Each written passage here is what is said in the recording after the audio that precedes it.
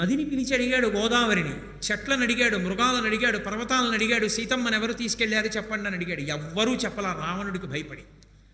అప్పుడు ఆయన కోదండం తీసి చేతిలో పట్టుకుని అన్నాడు, మనుష్యుడు సమర్థత ఉండి కూడా బ్రతిమాలి అడిగితే చేత కానివాడు అనుకుంటుంది ప్రపంచం. అందుకే ఇప్పుడు నా సమర్థత ఏమిటో చూపిస్తాను. నా నారాచబాణములను ప్రయోగించి దేవతలు కూడా కదలకుండా బంధీకృతుల్ని చేస్తాను, సమస్త భూతములను కట్టడి చేసేస్తాను. నేను పొందని సుఖం లోకంలో ఎవరూ పొందడానికి వీల్లేదు. ఈ ప్రపంచాన్నంతటినీ మరో రుద్రుణ్ణి లయం చేస్తున్నాను లక్ష్మణ, బాణ పరంపర విడిచిపెడుతున్నాను చూడన్నాడు. నిజానికి అప్పుడు లక్ష్మణుడు ఏమైనా మాట్లాడితే, ఛీ ధూర్తుడా నీ వల్లే వచ్చింది, ఆశ్రమంలో ఉండరా అంటే తగుదనమ్మా అని నా దగ్గరికి వచ్చావు, సీతమ్మ అపహరణం జరిగింది, ఇప్పుడు మళ్ళీ నాకు నీతులు చెప్తున్నావా అనాలి. లక్ష్మణస్వామి హడిలిపోయి రాముడి పాదాల మీద పడిపోయాడు. ఏమిటి ఈ కోపం ఏమిటి అన్నయ్య? పడిపోయి ఓ మాట అన్నాడు, చంద్రే లక్ష్మి ప్రభాసూర్యే గతిర్వాయు భువి క్షమ ఏతత్తు నియమం సర్వం తైచానుత్తమం యశాహ. అరణ్యకాండలో అంటాడు, అన్నయ్య చంద్రుడు అంటే ఓ లక్షణం ఉంది, ఎప్పుడూ చల్లగా ఉంటాడు. సూర్యుడు ఎప్పుడూ ఒక లక్షణం, కాంతితో ఉంటాడు. భూమి ఎప్పుడూ ఒక లక్షణం, ఓర్పుతో ఉంటుంది. అన్నయ్య గాలి ఎప్పుడూ ఒక లక్షణం, కదులుతూ ఉంటుంది. అన్నయ్య నీకొక లక్షణం ఉంది, ధర్మాన్ని పాటిస్తావని. కీర్తి ఉన్నవాడివి, కీర్తి ఉండడానికి కారణం ధర్మం. ఏకస్యనాపరాధేన సర్వాన్ హంతు నిహార్హసి. ఎవడో ఒక్కడనయా సీతమ్మను అపహరించింది వదిన్ని, ఒకడు అపహరిస్తే ప్రపంచాన్నంతటిని లయించేస్తావా? అందుకన్నయ్య గురువుగారు నీకు అస్త్ర సంపద ఇచ్చింది, అలా చెయ్యొచ్చా? తప్పన్నయ్య, చేయకూడదు. ఊరట పొందు వెతుకుదాం, దొరుకుతాడు ఎక్కడో అక్కడ, వాడిని సంహరించి సీతమ్మని తీసుకొద్దాం. తప్ప లోకాన్ని చంపేస్తానంటా ఏమిటన్నయ్య? నీ కీర్తి పోదా? ధర్మం తప్పినట్టు కాదా? నీకు ఈ అస్త్ర సంపదనిచ్చిన గురువుగారు చిన్నబుచ్చుకోరా? మంచి మాట చెప్పేవరా లక్ష్మణ, పద వెతుకుదామని. కోపం రావడం ఒకెత్తు, తను బుద్ధి కొద్దిగా వైక్లభ్యాన్ని పొందడం ఒకెత్తు, తను తప్పు చేయడానికి సిద్ధపడిపోవడం ఒకెత్తు, ఒకళ్ళు చెబితే వినడం ఒకెత్తు. ఒకడు చెప్తే వినే గుణం ఉన్నంతకాలం మనుష్యుడు మానవత్వంతో బతుకుతాడు. ఒకడు చెప్తే వినే గుణం ఎప్పుడు చచ్చిపోయిందో అప్పుడు రాక్షసుడైపోతాడు.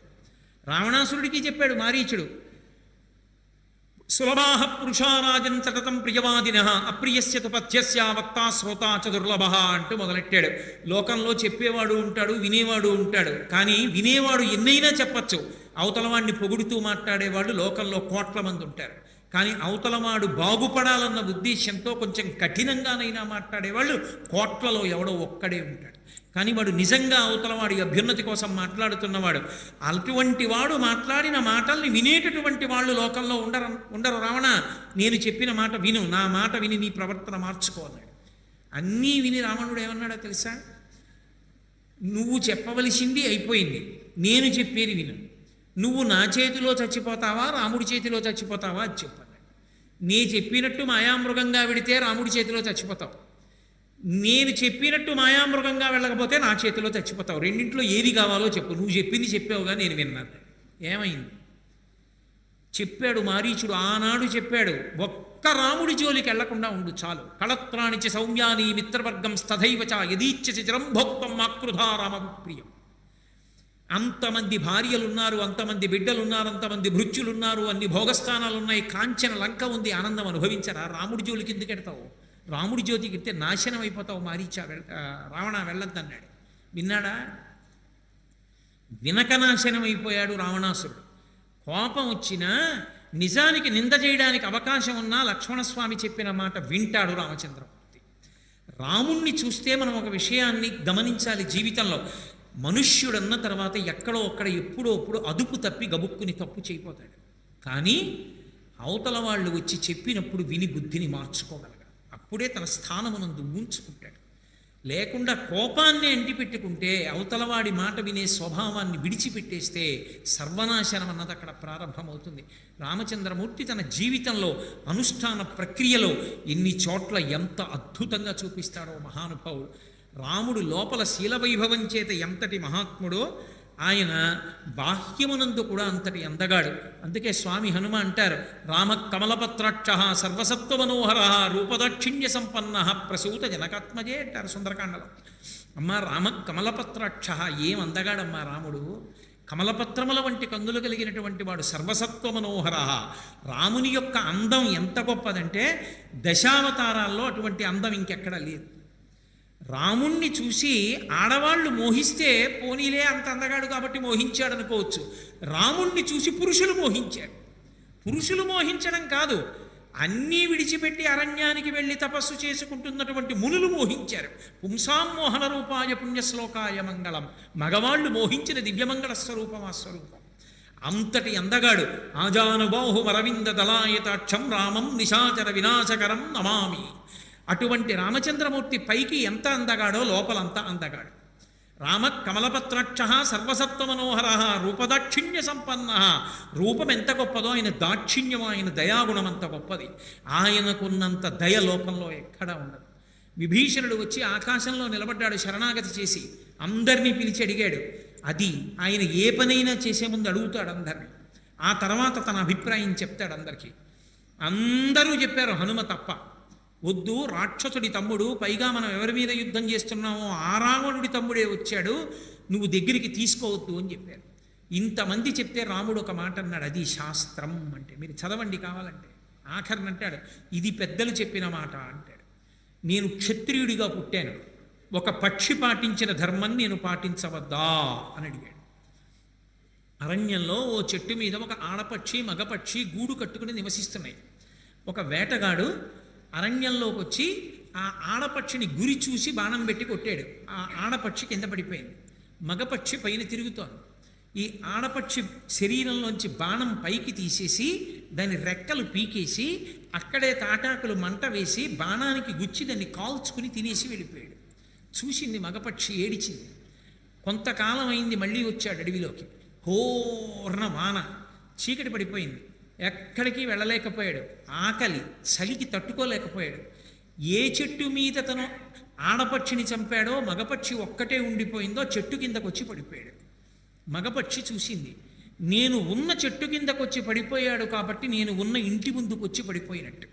అతిథిని రక్షించినప్పుడు నా గృహస్థాశ్రమం ఎందుకు అంది. ఎక్కడికి వెళ్ళింది. కొద్దిగా అగ్నిహోత్రం తెచ్చి ఎండు చితుకులు తెచ్చి మంట వేసింది. ఆ వేడికి లేచాడు, తెప్పరిల్లి ఒళ్ళు కాచుకున్నాడు, ఆకలితో నకనకలాడిపోతున్నాడు. ఇంటికొచ్చిన అతిథిని ఆదరించని నా బ్రతుకెందుకని చిన్న పక్షి గాలివానలో వెళ్ళి ఏమీ తేలేక తానే అగ్నిహోత్రంలో పడి చచ్చిపోయింది. చచ్చిపోయిన పక్షిని బోయవాడు తిని బ్రతికాడు. బ్రతికి బట్ట కట్టి ఇంటికి వెళ్ళాడు. ఒక పక్షి ఆదరబుద్ధిని చూపించింది, గృహస్థాశ్రమ ధర్మాన్ని పాటించింది. క్షత్రియుడనై దశరథ మహారాజు గారి కొడుకునై నేనే విభీషణుడికి శరణాగతి చేస్తే ఆశ్చర్యం ఇవ్వకపోతే, అనుమానపడితే ఇక నేనెందుకు క్షత్రియ జన్మ, ఇంకెక్కడి నా ధర్మం.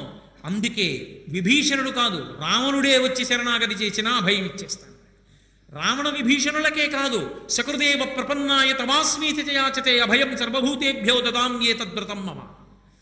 సమస్త ప్రాణులలో ఏ ప్రాణి అయినా సరే, యుద్ధకాండ, ఏ ప్రాణి అయినా సరే, రామా నేను నీవాడనని వచ్చి నా పాదముల మీద పడిపోతే చాలు, వాళ్ళకి నా శరణం, వాళ్ళు పాడవకుండా నేను చూస్తాను. వాలితో స్నేహం చేస్తే వాలి రావణాసురుణ్ణి పిలిపించి సీతమ్మని ఇప్పించేస్తాడు. సుందరకాండ యుద్ధకాండ లేవు.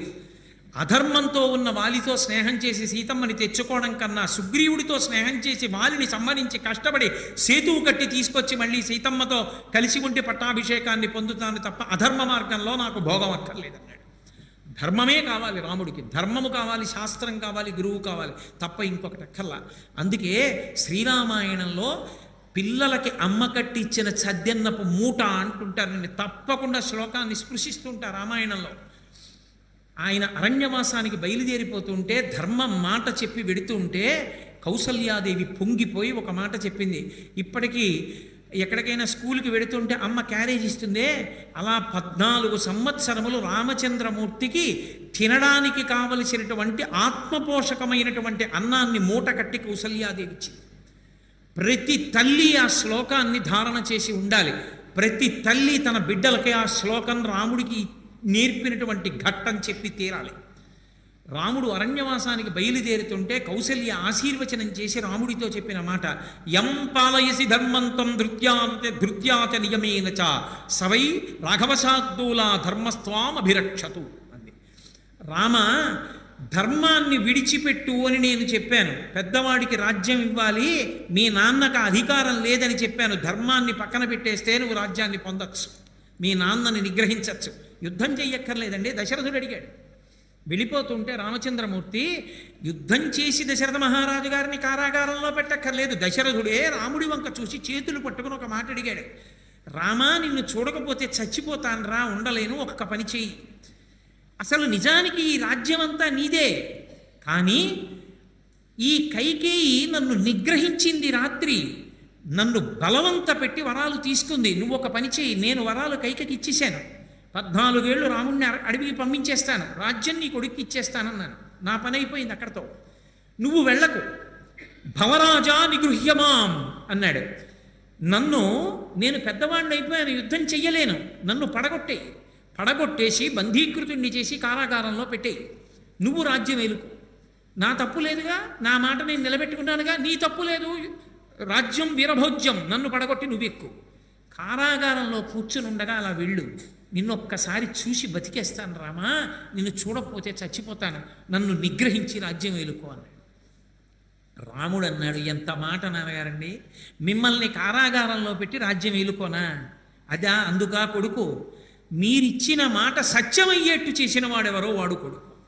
మీరమ్మకి మాట ఇచ్చారు, 14 ఏళ్ళు అరణ్యవాసం చేసి దశరథుడిచ్చిన మాట నిజమైందనిపిస్తాను, అది కొడుకుని మిమ్మల్ని కారాగారంలో పెట్టి నేను అధికారానికి రావడం ఏమిటండి అని అరణ్యవాసానికి వెళ్ళిపోయాడు మహానుభావుడు, అంతటి ధర్మాత్ముడు. అందుకని ఏ ధర్మాన్ని నువ్వు రామా నమ్ముకున్నావో ధృత్యాచ నియమేనచా, అది ఆ మాటల యొక్క సౌందర్యం. అంటే ఇది విడిచి ఈ ఒక్కసారి వదిలేస్తే చాలా తేలిగ్గా పని అయిపోతుంది. ఎంతకని పట్టుకుంటానండి అని వదిలిపెట్టకు సుమా, ఎప్పుడూ ధర్మాన్నే పట్టుకో ఇక నీ జీవితాంతం. ధృత్యాత నియమేనచ సవై రాఘవశార్దూలా ధర్మస్వామభిరక్షతో, ఆ ధర్మము నిన్ను రక్షించుగాక. అది అమ్మ కట్టిచ్చిన సద్యన్నపు మూట. రామాయణంలో రామచంద్రమూర్తి 14 సంవత్సరములు ధర్మం తప్పకుండా నిలబడడానికి అమ్మ చెప్పిన బోధ కారణమైంది. ప్రతి తల్లి ప్రతి బిడ్డకి ఈ శ్లోకాన్ని, రాముని యొక్క ధార్మిక ధృతిని నేర్పితే మళ్ళీ శ్రీరామరాజ్యం వస్తుంది. కాబట్టి మహానుభావుడు ఆయన ఊపిరి తీసినా ఊపిరి విడిచిపెట్టినా ధర్మము వినా ఆయనకి ఇంకొకటి లేదు. అంతటి ధర్మాత్ముడు, నరులు అనుష్ఠించడానికి వీలైనటువంటి ధర్మాన్నంతటినీ కూడా ఆచరించి చూపించినటువంటి అవతారం రామావతారం. అందుకే రాముడు ఎక్కడ జోక్యం చేసుకోవాలో అక్కడ జోక్యం చేసుకుంటాడు, రాముడు ఎక్కడ జోక్యం చేసుకోకూడదో అక్కడ జోక్యం చేసుకోడు. అసలు రామాయణం అంతా ఒకెత్తు, సీతారామ కళ్యాణం ఒక్కటి ఒకెత్తు. అసలు రాముడు నిగ్గు తేలిపోయింది అక్కడే. అందుకే మహర్షి దాన్ని బాలకాండలో దాచేశారు, చెప్పలేదు. చెప్పకుండా సీతారామ కళ్యాణం పరిపూర్ణంగా జరిగిన విధానాన్ని ఎక్కడ చెప్పించారంటే అయోధ్యకాండ చివరిలో అనసూయమ్మకి సీతమ్మతో చెప్పించారు. మనమందరం ఏమనుకుంటామంటే ఇప్పటికీ లోకంలో ఒక అపప్రథ ఉంది.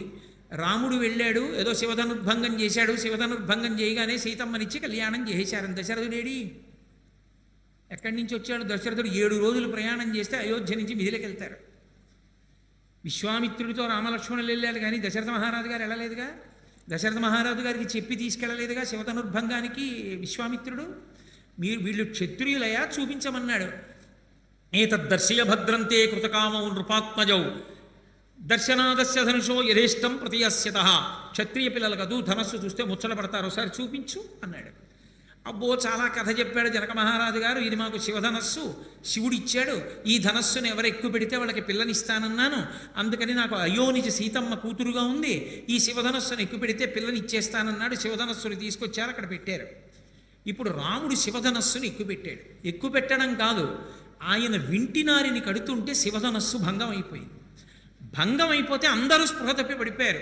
ఒక్క జనక మహారాజు గారు, రామచంద్రమూర్తి, లక్ష్మణస్వామి, విశ్వామిత్రుడు వీళ్లే ఉన్నారు సభలో తెలివిగా. జనక మహారాజు గారు వెంటనే తన ఆసనం మించి లేచి బంగారు పాత్రలో నీళ్లు పట్టుకుని గబగబా వచ్చాడు రాముడి దగ్గరికి. రామా, నేను అన్నమాట ప్రకారం సీతమ్మని నీకు ఇచ్చేస్తున్నాను, కన్యాదానం చేస్తాను, చెయ్యి జాపు నీళ్లు పోస్తానన్నాడు. రాముడు అన్నాడు, ఇవ్వడానికి మీరెవరు, పుచ్చుకోవడానికి నేనెవరు అని అడిగాడు. అది రాముడు అంటే. మిగిలిన ఎక్కడైనా ఇంత గొప్ప పని చేసిన వాడు పిల్లను వచ్చేసుకుని ఇంటికి వెళ్ళి నాన్నగారి కాళ్ళకి అమ్మ కాళ్ళకి దండం పెట్టేయచ్చు. ఒక్క రామాయణంలో రాముడు మాత్రం అలా స్వీకరించలేదు. ఆయన అన్నాడు, దీయమానాం నతుతదా ప్రతిజగ్రాహ రాఘవ అవిజ్ఞాయ పితుశ్చంద అయోధ్యాధిపతే ప్రభో. అయోధ్యకాండ చిట్ట చివరిలో సీతమ్మ అనసూయమ్మకి చెప్పిన మాట. మా నాన్నగారు బంగారు కలశంలో నీళ్లు పట్టుకుని వెళ్ళి జనక మహారాజు గారు రాముడికి చేతిలో నీళ్లు పోసి నన్ను ఇస్తానంటే పుచ్చుకోలేదు, నేను చేసుకోనన్నాడు. కన్నెత్తి చూడలేదు సీతమ్మని. అంటే అర్థం బద్ధం లేకుండా సీతమ్మని చూసినట్టు సీతమ్మ రాముడిని చూసినట్టు అన్నీ చెప్తుంటారు. అవన్నీ పశ్చాబద్ధాలు, రామాయణం అలా లేదు. అసలు దీయమానాం నతుతదా ప్రతిజగ్రాహ రాఘవ, నేను పుచ్చుకోనన్నాడు. నే చేసుకోను మీ అమ్మాయిని. ఎందుకు చేసుకోనో తెలుసా? నేనెవడినయా చేసుకోవడానికి? నన్ను కన్న తండ్రి ఉన్నాడు. నేను ఎవరిని వివాహం చేసుకోవాలో నిర్ణయించవలసిన వాడు ఆయన. ఇంటి కోడలు అంటే ఇంటి మర్యాదకి, ఇంటి గౌరవానికి వారసురాలు. వారసురాలైనటువంటి కోడల్ని నిర్ణయించేటటువంటి అధికారం మా తండ్రి గారిది. ఆ తండ్రి గారు నిర్ణయించని పిల్లని శివధనుర్భంగం అంటావా, క్షత్రియుడిని ఎక్కువ పెట్టమన్నావు, ఎక్కువ పెట్టాను, విరిగిపోయింది. పిల్లని చేసుకుంటానని నేను మాట ఇచ్చానా? మా నాన్నగారికి కబురు చెయ్యి. మా నాన్నగారు వస్తారు. మా నాన్నగారు వచ్చి రామా ఈ పిల్లని చేసుకో అంటే తప్పకుండా చేసుకుంటాను. మా నాన్నగారు చెప్పని పిల్లని నేను చేసుకోను. ఆమె లోకోత్తర సౌందర్య రాశి కావచ్చు, అయోనిజ కావచ్చు, శివధనుర్భంగం చేసిన వాడికి నువ్వు ఇస్తానని అని ఉండి ఉండవచ్చు. ఎందరో ఆమెని పెళ్లి చేసుకోవాలని ప్రయత్నించి ఉండవచ్చు. నేను ఆమెని కన్నెత్తి చూడను. మా నాన్నగారు చెప్తే చేసుకుంటాను. ఎందుకని? ధర్మశాస్త్రంలో ఇంటికి కోడలు రావాలంటే నిర్ణయించవలసిన వాడు తండ్రి. తండ్రి నిర్ణయించాలి. జనక మహారాజు గారి యొక్క నడవడి ఎటువంటిది? ఆ పిల్ల తల్లిదండ్రులు ఎటువంటి వారు? వంశం ఎటువంటిది? మీకు నచ్చినదేనా? ఒకవేళ ఆ ఇంటి పిల్లని మన కోడలుగా చేసుకుందామని మీరంటే మా భూత్కాలస్య పర్యయ, ఆలస్యం చెయ్యద్దు, వెంటనే కబురు చేద్దాం వస్తున్నామని. మీకు అంగీకారమా అన్నాడు. అది ఒక పెళ్ళంటే పెద్దలు నిర్ణయించినారుగానా అని కార్డులో వేసి వీళ్ళు నిర్ణయించేసుకోవడం కాదు. పెద్దలు నిర్ణయించినారుగానా అంటే పెద్దలు నిర్ణయించినారుగానా అంతే. కాబట్టి మీకు నచ్చితే చెప్పండి, వెడదాం. తప్పకుండా జనకుడు మహానుభావుడు, చేసుకోవలసింది. అయితే పదండి అన్నాడు. సైన్యం ముందెళ్ళిపోయింది. దశరథ మహారాజు గారు పెద్దవాడు, గబగబా ప్రయాణం చేయలేడు. అందుకని మెల్లగా ప్రయాణం చేసి కొంచెం ఆలస్యమైంది. చేరుకున్నారు. తీరా చేరుకున్న తర్వాత వెంటనే ఏం సీతా కళ్యాణం అయిపోలేదు. కూర్చున్నారు. లోకానికి ఆదర్శం అండి సీతారామ కళ్యాణం. జనక మహారాజు గారి పనుపన మాట్లాడడానికి శతానందుడు కూర్చున్నాడు, గౌతమ మహర్షి యొక్క కుమారుడు. రామచంద్రమూర్తి పనుపన అంటే దశరథ మహారాజు గారి పనుపన మాట్లాడడానికి వశిష్ఠ మహర్షి కూర్చున్నాడు. వాళ్ళు వీళ్ళు మాట్లాడకని కట్నం ఎంత, కానుకలెంత, ఇది కాదు. మీ వంశం ఎటువంటిది? మా వంశం గురించి నేను చెప్పేటప్పుడు మా వంశం గొప్పదనే చెప్తాను. మా వంశం గొప్పదని నేను చెప్పడం కాదు, పురోహితుడు చెప్పాలి. పురోహితుడు అంటే పురము యొక్క హితమును కోరువాడు. ఈ రెండు వంశములు వియ్యం అందచ్చా? ఇది చెప్పవలసిన వాడు. అందుకని వశిష్ఠుడు మాట్లాడాడు. వశిష్ఠుడు మాట్లాడితే ఇంటి పౌరోహిత్యం చేశాడు. ఆయన కర్మ. రామనామ ఉంచి రామనామ వైభవాన్ని లోకానికి ప్రకాశింపజేయడానికి వచ్చాడు వశిష్ఠుడు. అందుకని మహానుభావుడు వశిష్ఠ మహర్షి ఆ ఇక్ష్వాకు వంశం అంతా చెప్పాడు. ఎక్కడి నుంచి ఎక్కడి వరకు వచ్చిందో, ఈ రాముడు ఎటువంటి వాడో, ఎంత గొప్ప వంశంలో పుట్టినవాడో, ఎంతమంది చక్రవర్తులు ముందున్నారో చెప్పాడు. ఎంతటి పరిజ్ఞానం అన్న, ఎంతటి మహాపురుషుడు అంటే వశిష్ఠుడి గురించి పరిజ్ఞానం అన్న మాట ఉపయోగించడం సాధ్యమే కాదు అసలు. మహానుభావుడు బ్రహ్మర్షి. ఎక్కడ ఈ ఇక్ష్వాకు వంశం ఎక్కడిదో ప్రారంభం చేశాడు. ఎక్కడో అవ్యక్తం అంటే అసలు ఈ ప్రపంచమంతా ఏర్పడలేదు. ఆ అవ్యక్తము నుండి బ్రహ్మ వచ్చాడు. ఆ బ్రహ్మ నుండి మరీచి, మరీచి నుండి కశ్యపుడు, కశ్యపుడు నుండి సూర్యుడు, సూర్యుడికి మనువు, మనువుకి ఇక్ష్వాకు, ఇక్ష్వాకుకు కుక్షి, కుక్షికి వికుక్షి, వికుక్షికి బాణుడు, బాణుడికి అనరణ్యుడు, అనరణ్యుడికి పృథువు, పృథువుకి త్రిశంకుడు, త్రిశంకువుకి పైన మాంధాత, మాంధాతకి సుసంధి, సుసంధికి ధ్రువసంధి ప్రసేనజిత్, వాళ్ళకొచ్చినవాడు భరతుడు, భరతుడికి అసితుడు, అసితుడికి సగరుడు, సగరుడికి అసమంజసుడు, అసమంజసుడికి అంశుమంతుడు, అంశుమంతుడికి భగీరథుడు, భగీరథుడికి భగీరథుడి తర్వాత వచ్చినటువంటి వాడు దిలీపుడు, దిలీపుడి తర్వాత వచ్చినవాడు భగీరథుడు, భగీరథుడి తర్వాత వచ్చినటువంటి వాడు రఘువు, రఘువు తర్వాత ప్రవృద్ధుడు, ప్రవృద్ధుడి తర్వాత శంఖనుడు, శంఖనుడి తర్వాత సుదర్శనుడు, సుదర్శన తర్వాత వచ్చినటువంటి వాడు శీఘ్రగుడు, శీఘ్రగుడి తర్వాత వచ్చినటువంటి వాడు అగ్నివర్ణుడు, అగ్నివర్ణుడి తర్వాత వచ్చినటువంటి వాడు మరుడు, తర్వాత వచ్చినటువంటి వాడు ప్రశిశ్రుకుడు, ప్రశిశ్రుకుడి కొడుకు అంబరీషుడు, అంబరీషుడు కొడుకు నాభాగుడు, నాభాగుడు కొడుకు యయాతి, యయాతి కొడుకు నహుషుడు, ఆ నహుషుని యొక్క కుమారుడు ఆ తర్వాత వచ్చినటువంటి వాడు నాభాగుడు, ఆ నాభాగుని యొక్క కుమారుడు అజమహారాజు, అజమహారాజు గారి కొడుకు దశరథ మహారాజు, దశరథ మహారాజు కొడుకు రామలక్ష్మణ భరత శత్రుఘ్నులు. కాబట్టి ఇంత వంశం ఉంది, ఇక్ష్వాకు వంశం. ఇంత గొప్ప మహానుభావులందరూ పుట్టారు. కాబట్టి ఈ పిల్లవాడిని నువ్వు స్వీకరించచ్చు అన్నాడు. ఇటువైపు వంశాన్ని వశిష్ఠ మహర్షి చెప్పారు, అటువైపు వంశాన్ని చెప్పేవాడు ఉండద్దు. గౌతమ మహర్షి కుమారుడైనటువంటి శతానందుడు ఉన్నాడు, ఆయన మహానుభావుడు అటువైపు జనక వంశాన్ని చెప్పాడు. అటువైపు మొట్టమొదట ఉన్నటువంటి వాడు నిమి, ఆ నిమి చక్రవర్తి కుమారుడు మిథి, ఆ మిథి చక్రవర్తి యొక్క కుమారుడు నందివర్ధనుడు, ఆ నందివర్ధనుడి యొక్క కుమారుడు ఉదావసు, ఆ ఉదావసువు యొక్క కుమారుడు బృహద్రథుడు, ఆ బృహద్రథుని యొక్క కుమారుడు సుకేతువు, ఆ సుకేతువు యొక్క కుమారుడు హర్యశ్వుడు మహావీరుడు, ఆ మహావీరుడి తర్వాత వచ్చినటువంటి వాడు మరుడు, ఆ మరుని తర్వాత వచ్చినటువంటి వాడు కీర్తిరథుడు, కీర్తిరథుడి తర్వాత విభుదుడు, విభుదుడి తర్వాత మహీధ్రకుడు, మహీధ్రకుడి తర్వాత వచ్చినటువంటి వాడు ఆ మహారోముడు, స్వర్ణరోముడు, హ్రస్వరోముడు, జనకుడు, కుశధ్వజుడు. వీళ్ళిద్దరు అన్నదమ్ములు. ఇంత గొప్ప వంశం ఇటువైపు ఉంది. కాబట్టి రెండు వంశాలు వియ్యవందచ్చని నిజంగా వశిష్ఠ మహర్షి శతానంద మహర్షి నిర్ధారించారు. అప్పుడు దశరథ మహారాజు గారు జనక మహారాజు గారు లేచి మీ అమ్మాయిని మీ కోడల్ని చేసుకుంటున్నానన్నాడు. చాలా సంతోషం, మనం బియ్యం అందుతున్నాం. ఇక ఇక్కడి నుంచి మీరు మేము కాదు మనం, మీరు మమ్మల్ని అనుమతి అక్కర్లేదు, మా ఇంట్లోకి యథేచ్ఛగా రావచ్చన్నారు. అప్పుడు జరిగింది సీతారామ కళ్యాణం. సీతారామ కళ్యాణం లోకానికి ఆదర్శప్రాయం. అసలు ఒక వివాహం ఎలా జరగాలో నిరూపించి చూపించినటువంటి అవతారం. అందుకే మహానుభావుడు రామచంద్రమూర్తి అవతార పరిసమాప్తి జరిగి ఉండొచ్చు, రామనామ వైభవం మాత్రం పోలేదు. ఆ నామం పెట్టడం కోసమని చెప్పి వశిష్ఠ మహర్షి అంతకాలం పౌరోహిత్యం చేశాడు ఆ ఇంటికి. ఆయన కర్మ, లేకపోతే ఆయన వంశానికి పౌరోహిత్యం చేయడం. అటువంటి మహానుభావుడైనటువంటి వశిష్ఠుడించినటువంటి ఆ రామనామం ఎంత గొప్పది అంటే, రకారము అష్టాక్షరీ మహామంత్రంలో ఉన్నటువంటి ప్రధానమైన బీజాక్షరం, మకారం పంచాక్షరీ మహామంత్రంలో ఉన్న ప్రధానమైన బీజాక్షరం. రామ అన్నప్పుడు అగ్నిబీజ అమృత బీజముల యొక్క అనుసంధానం. ఎవడు రామనామాన్ని చదువుతాడో రా అన్నప్పుడు అగ్ని చేత కాలిపోతాయి, మా అన్నప్పుడు నోరు మూసుకుని ఇక పాపములు మళ్ళీ లోపలికి వెళ్ళే అవకాశం ఉండదు. అది రాముణ్ణి ఉద్దేశించి అనకపోయినా క్రియాపదంగా అన్నా సరే రామ అన్న నామానికి అంతే శక్తి. నలుగురు దొంగలు అరణ్యానికి వెళ్ళి సంస్కృతంలో మాట్లాడుకున్నారట. వనీచ రామ అన్నాడు ఒకడు, వసుచ అహరామ అన్నాడు ఇంకొకడు, నభయం స్మరామ అన్నాడు ఇంకొకడు, నదంతరామ అన్నాడు ఇంకొకడు. అంటే వనీచ రామ, మనం అరణ్యంలో తిరుగుదాం. వనీచ రామ వసుచ అహరామ, ఎక్కడెక్కడ ఏమైనా మనకి ధనం కనబడితే దోచుకుందాం. నదంతరామ, ఈ నదిని దాటేద్దాం. నభయం స్మరామ, భయం అన్న మాట ఎత్తకూడదు స్మా అనుకున్నారు. వాళ్ళు మాట్లాడుకున్న దాంట్లో చివర క్రియాపదంగా రామ రామ రామ రామ అని 4 మాటలు వచ్చింది. నలుగురు రామ రామ రామ రామ అన్నారు. అన్న తర్వాత నదిని దాటుతున్నారు. దాటుతుంటే రాజభటులు చూసి వెనక నుంచి బాణాలు వేశారు. నలుగురు చచ్చిపోయారు.